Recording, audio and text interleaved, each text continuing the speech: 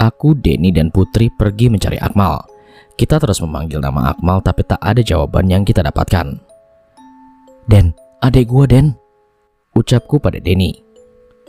Lu sabar ya Rin, gue yakin Akmal baik-baik aja, jawab Denny mencoba untuk menenangkan. Karena kami sudah lumayan jauh dari yang lain, akhirnya kami kembali ke tempat kami berpencar tadi. Bondan dan Eko sudah berada di sana. Gimana? Ketemu? Tanya Bondan kepada kami. Belum ketemu bang, timpal Denny dengan wajah kecewa. Sebentar, Milka, Mawar, sama Rizal kenapa belum balik ya? Tanya Bondan. Paling bentar lagi juga balik bang. Tiba-tiba tak lama Rizal dan Mawar berlari sambil ketakutan. Zal, lu kenapa Zal? Tanya Eko. Namun Rizal hanya terdiam sambil bernafas ngos-ngosan, begitupun juga dengan Mawar. Putri segera memberikan mereka berdua minum. Milka mana? Tanya Bondan pada mereka berdua. Dengan terbata-bata, Rizal mulai menjelaskan semuanya. Setelah Rizal menjelaskan, Bondan hanya bisa menangis. Ya ampun, kenapa jadi begini sih?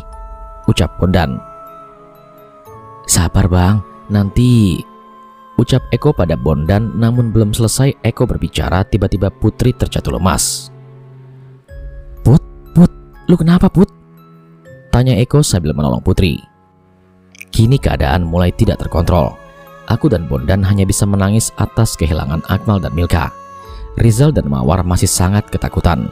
Kini Putri terjatuh dengan keadaan yang lemas. Namun tiba-tiba seorang kakek-kakek berjalan ke arah kami. Ada apa ini mas?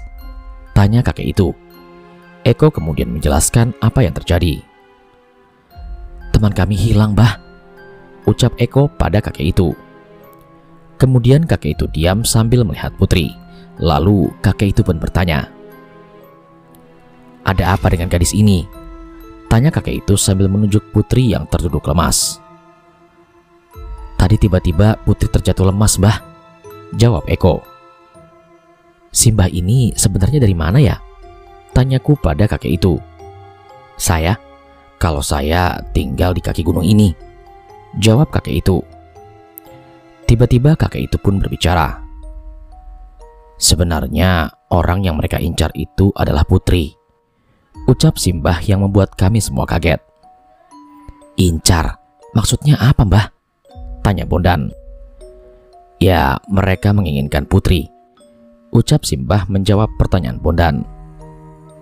Tapi kenapa Akmal adik saya yang malah hilang bah? Tanyaku pada Simbah. Karena mereka tak akan bisa mengambil Putri jika Akmal bersama kalian. Oleh karena itu mereka memisahkan kalian dari Akmal, ucap kakek tersebut. Sebenarnya ada apa dengan Akmal adik saya mbah? Tanyaku dengan penasaran. Dengan tertawa kecilnya Simbah pun menjawab. Saya tidak pantas mengatakannya. Kesaktian tanpa ajian. Yang jelas pemuda itu adalah manusia yang berakhlak mulia. Terus apa yang harus kami lakukan bah? Tanya Bondan kembali. Kalian ikut saya turun dari gunung untuk menyelamatkan Putri. Lalu bagaimana dengan Akmal dan Milka?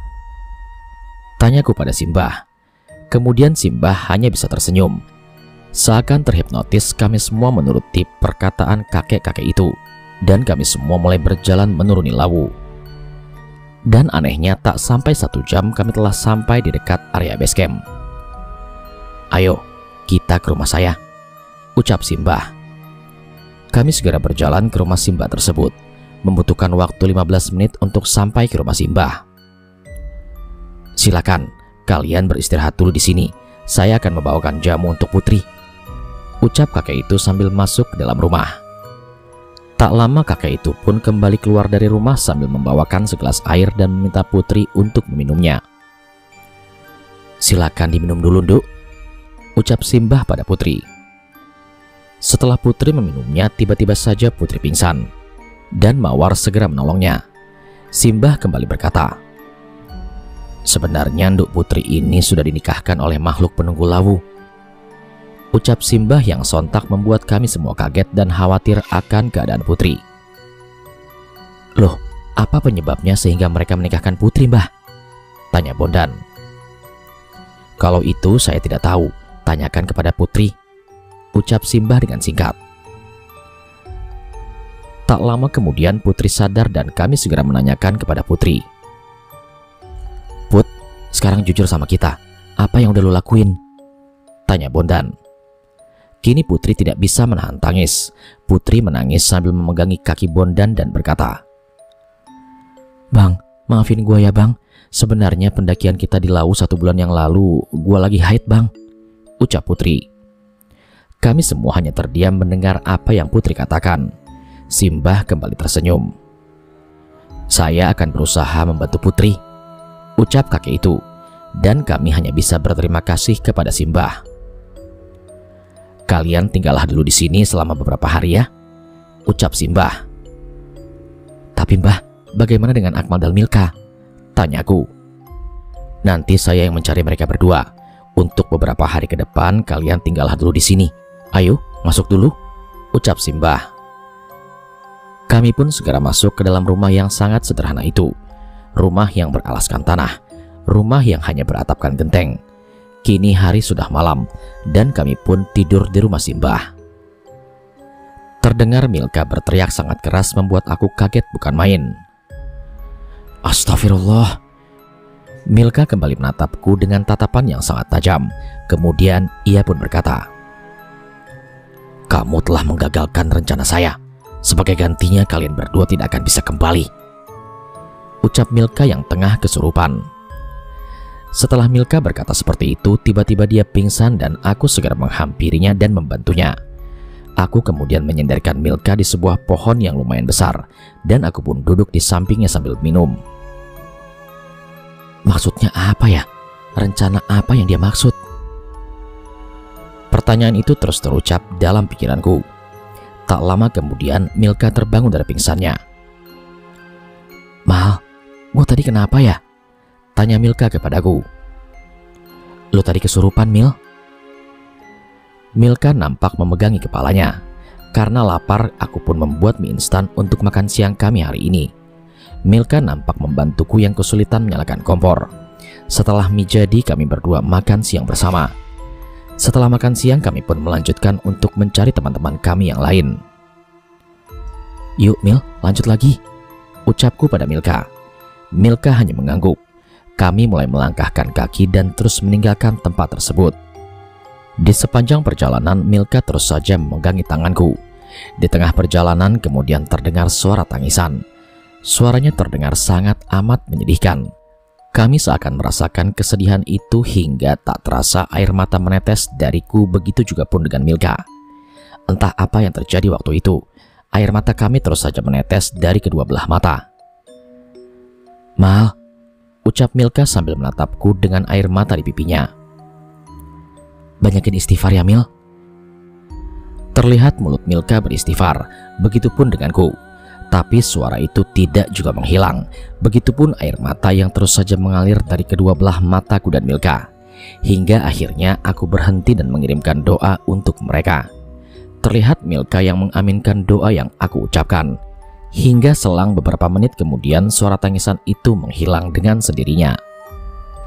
Alhamdulillah, ucap Milka sambil menghapus air mata di pipinya. Kami pun kemudian melanjutkan perjalanan. Namun tak lama dari kejauhan kami berdua melihat rombongan pendaki yang sedang berjalan membelakangi kami.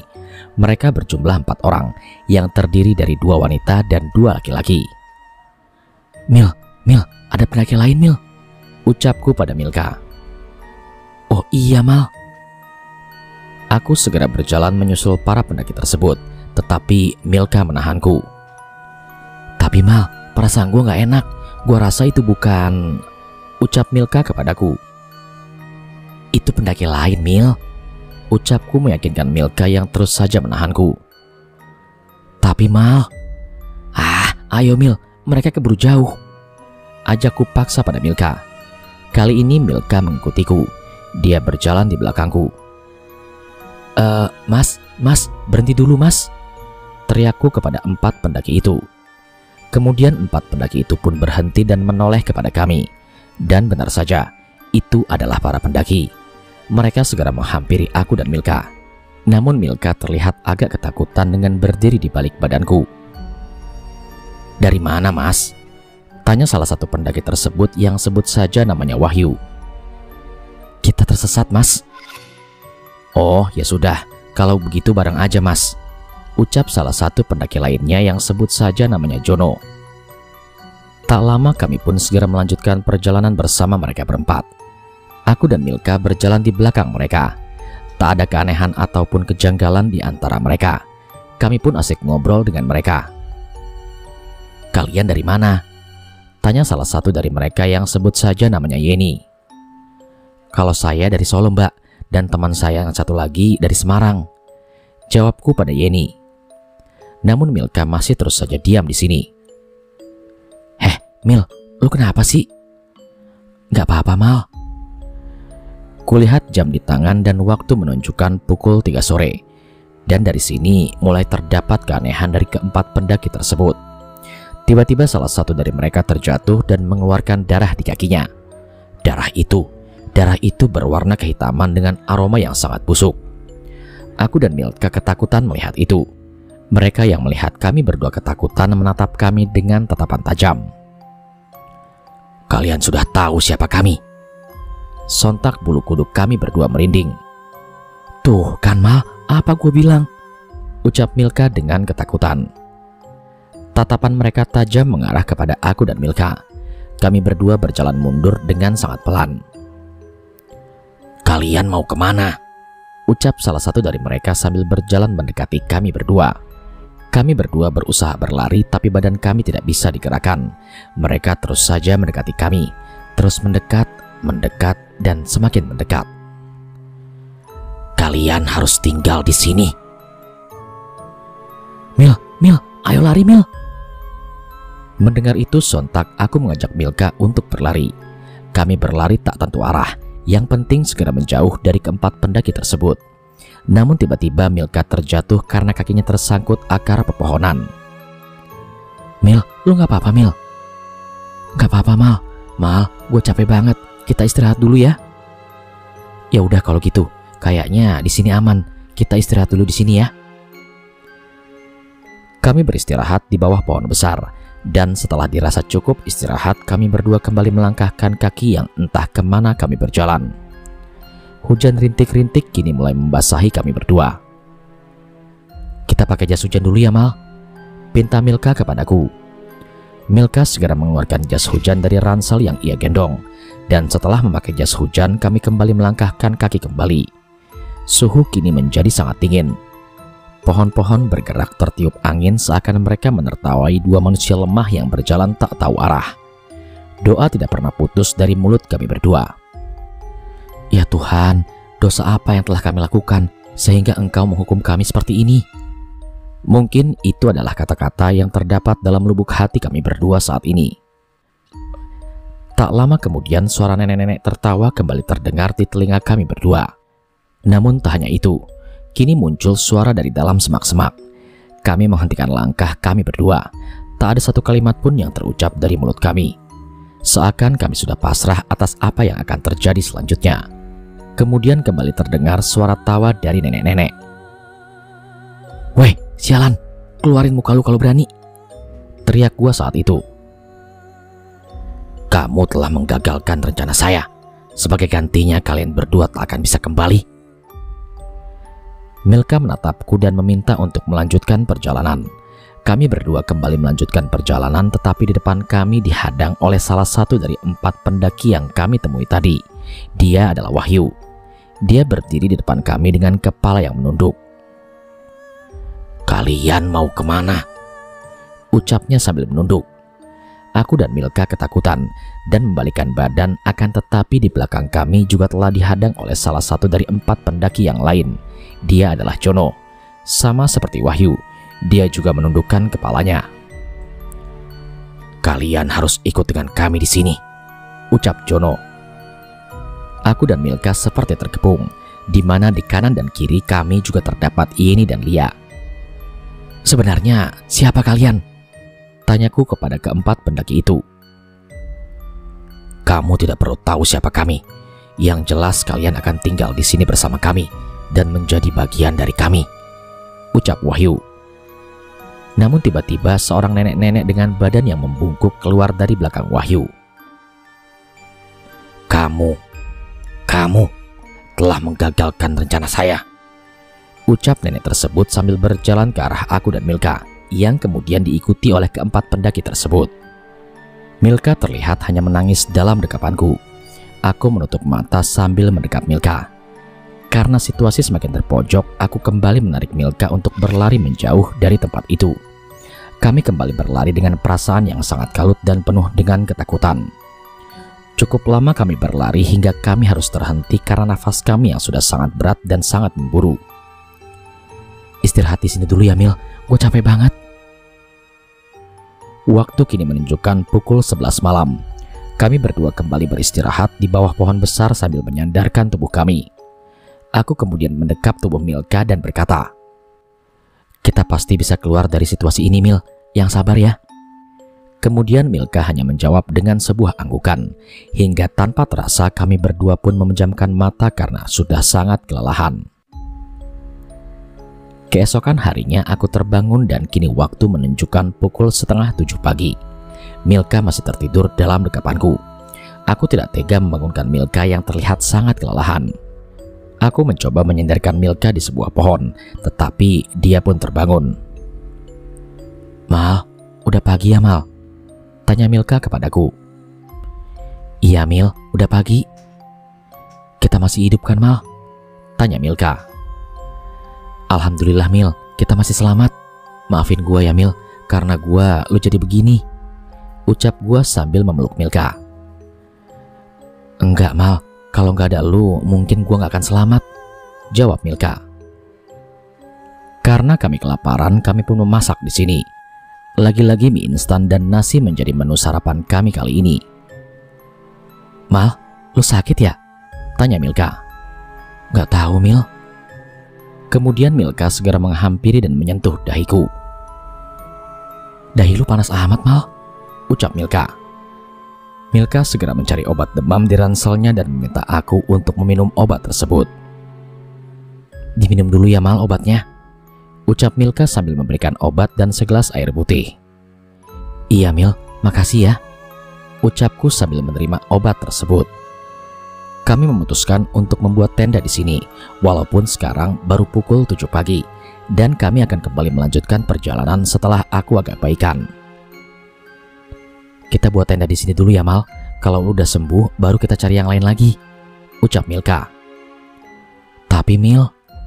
"Udah, yang penting lu sembuh dulu," jawab Milka. Kami segera membuat tenda di sini, dan setelah tenda jadi, Milka menyuruh aku untuk tidur di dalam tenda. "Lu tidur dulu ya Mal, biar lu baikan." Entah kenapa pagi ini aku sangat lelah sekali. Aku segera masuk ke dalam tenda, begitupun dengan Milka karena hujan datang pagi itu. Dan tak butuh waktu lama, akhirnya aku pun tertidur. Namun tak lama teriakan seorang wanita membangunkan aku dari tidur. Aku segera bangun dan melihat Milka tak ada di sampingku. "Ah, Milka kemana?" ucapku sambil keluar tenda. Suara tangisan terdengar di telingaku. Suara itu adalah suara Milka. Aku segera mencari keberadaan Milka. Milka, lu di mana Mil?" teriakku sambil mencari letak suara tangisan tersebut. Suara tangisan itu semakin jelas terdengar.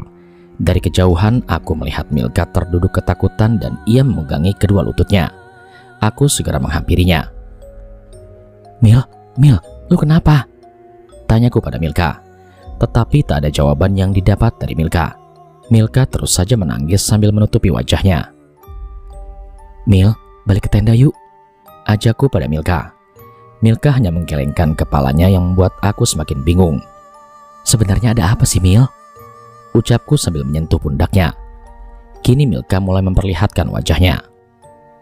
"Kita pergi dari sini sekarang ya Mal," ucap Milka. "Tapi tenda kita Mil."